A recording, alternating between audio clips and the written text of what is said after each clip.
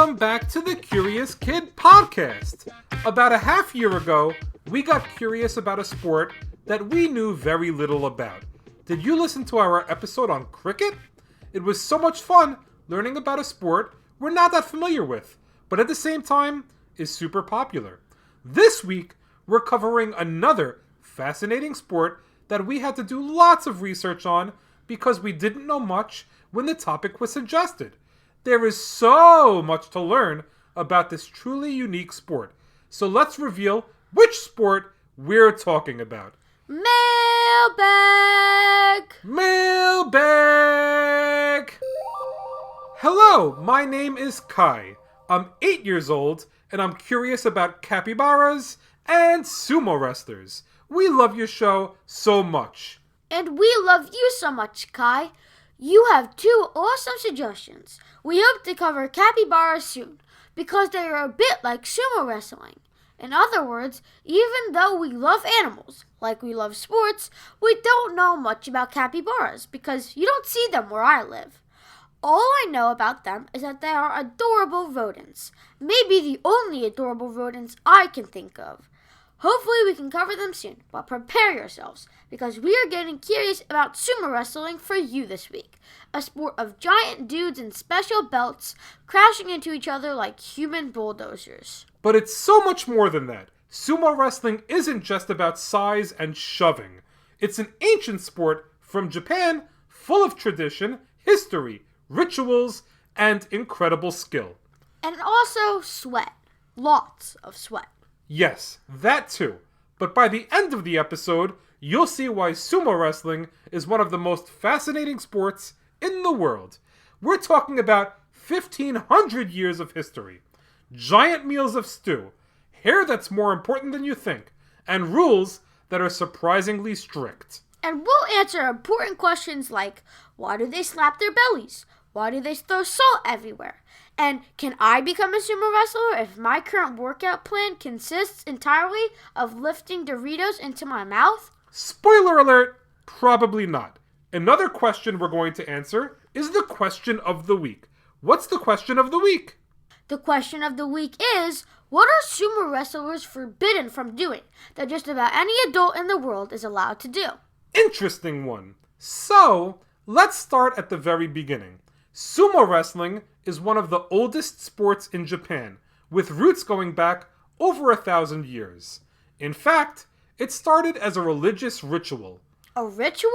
So like before people said, hey, this is fun, it was more like, hey, the gods might be watching. Let's impress them with wrestling? Exactly. Early sumo matches were performed to entertain the Shinto gods or kami. According to Japanese legend, sumo even played a role in determining the very survival of Japan. Wait, survival? You mean if someone lost, Japan was doomed? Not quite, but the myth says that the gods themselves held a sumo match to decide the fate of the Japanese islands. And luckily, the right god won. So, here we are. Over time, sumo became connected to agriculture. Matches were performed as part of a harvest festival to pray for good crops. The stomping and clapping you see in matches today originally symbolized calling on the gods and scaring away evil spirits. And let's talk about the ring, because whenever I watch sumo, I notice the wrestlers are in this little circle of dirt, and I'm always thinking, that can't be safe. Someone's going to go flying into the crowd. And sometimes they do. The ring is called the doyo, and it's only about 4.55 meters across. That's about 15 feet. That's why matches are so intense. There's not much room to move around. The ring itself is considered sacred. It's made of clay, covered in sand, and raised off the ground. Before tournaments, officials actually perform a ceremony to purify it with salt, sake, and prayers. It's essentially part wrestling arena, part holy shrine, and part sandbox. And the goal is simple. Force your opponent out of the ring or make any part of their body besides the soles of their feet touch the ground. So if you trip, if you stumble, even if just your pinky toe hits the dirt, you lose. Matches can end in just a couple of seconds. Now let's talk about the stars of the show. the wrestlers, or rikishi. People think sumo wrestlers are just huge guys shoving each other around, but they're actually highly trained athletes. They build incredible strength underneath that belly. A top-level sumo wrestler can squat a small car's worth of weight, and their flexibility is amazing. They do splits, high kicks, and all sorts of stretches.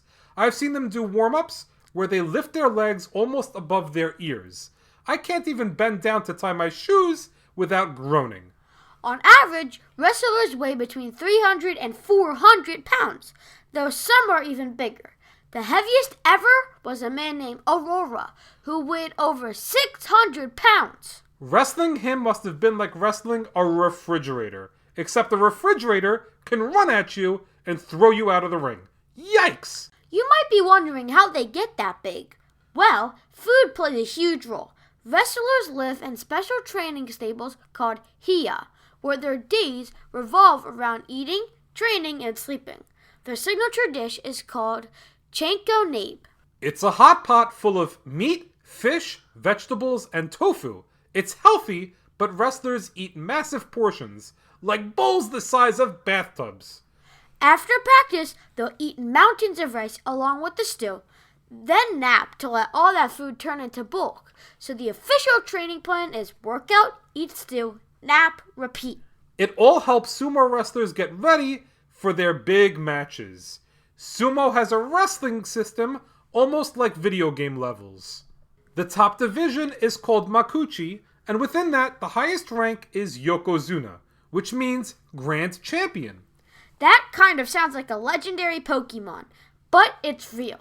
Becoming a Yokozuna is incredibly rare. There are usually only one or two at a time, and they're expected not just to win, but act with dignity and represent sumo with honor.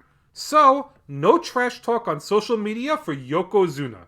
Tournaments, called Basho, happen 6 times a year, each lasting 15 days. Wrestlers fight once per day, and their records determine if they move up or down in rank.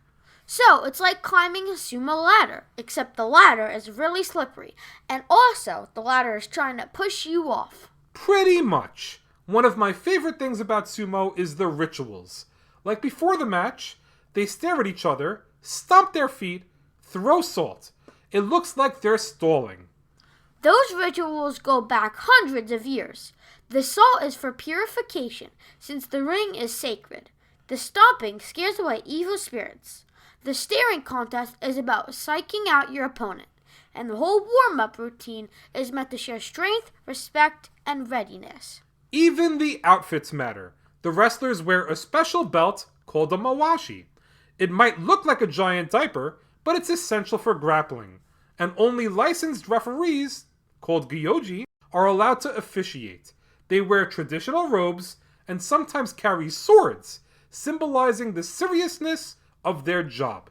When you think about businesses that are selling through the roof, like aloe or skins, sure, you think about a great product, a cool brand, and brilliant marketing. But an often overlooked secret is actually the businesses behind the business, making selling and, for shoppers, buying simple. For millions of businesses, that business is Shopify.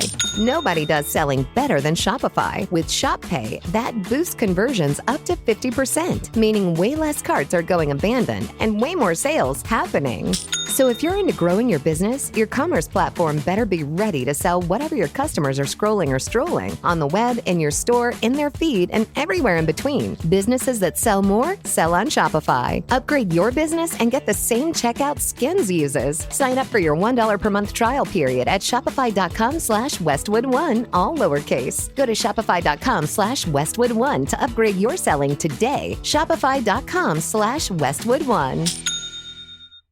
This episode is brought to you by Progressive Insurance. Do you ever think about switching insurance companies to see if you could save some cash? Progressive makes it easy. Just drop in some details about yourself and see if you're eligible to save money when you bundle your home and auto policies.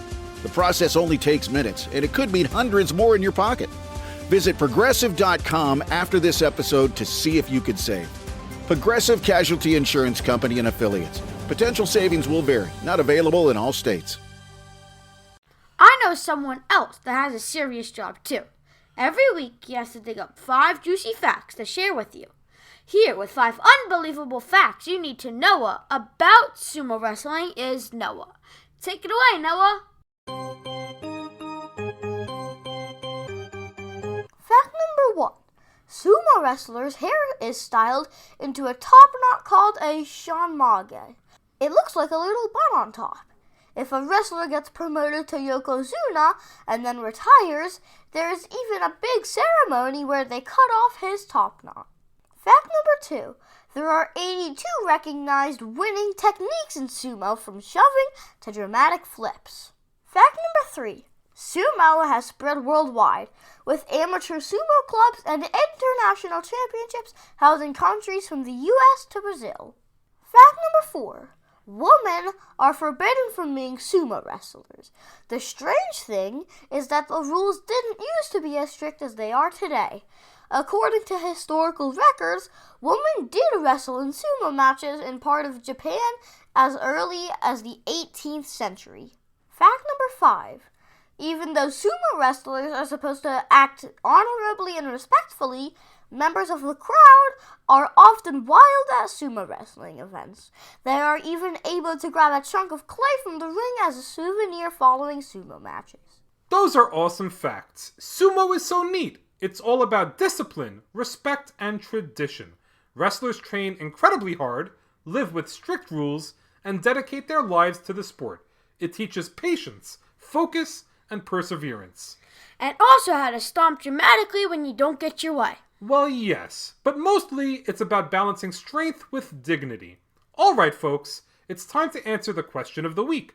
There is something that most adults are allowed to do, that sumo wrestlers are strictly forbidden from doing. The question of the week is, what are sumo wrestlers not allowed to do? Sumo wrestlers are not allowed to drive cars in Japan. It's partially due to tradition and partially due to safety. Successful sumo wrestlers in Japan are protected and often treated like big celebrities. Well, that's a wrap for this week's episode. Thanks so much for listening to this week's podcast number 332 on sumo wrestling. Great job, Olivia, and great job, Kai, for a super interesting, belly-slapping episode. If you want us to get curious for you, leaving us a 5-star review would be a great idea. Don't forget to check to make sure that we didn't already cover the topic you want us to get curious about. We get lots of requests for topics we've already covered, so check our back catalog to see episodes you might have missed. The good news is, the number of topics we can still cover are basically endless. Join us next week when we will get curious about capybaras for listeners in Australia. As always, thank you so much for listening and getting curious with us.